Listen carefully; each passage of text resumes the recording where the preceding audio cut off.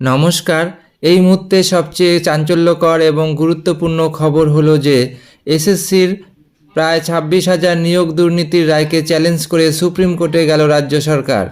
যেটা দেখা যাচ্ছে state of West Bengal versus Baishakhi Bhattacharya Chatterjee and others.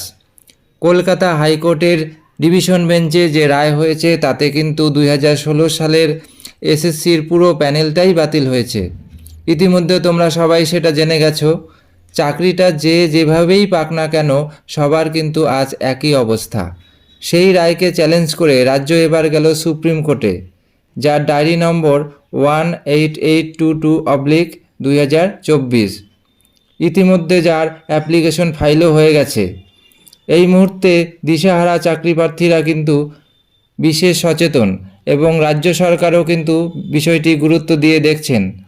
Supreme কোর্টে কিন্তু এর বিচার হবে। সবাই যেন সুবিচার পায় এই আশা রেখে ভিডিওটি শেষ করছি। ধন্যবাদ।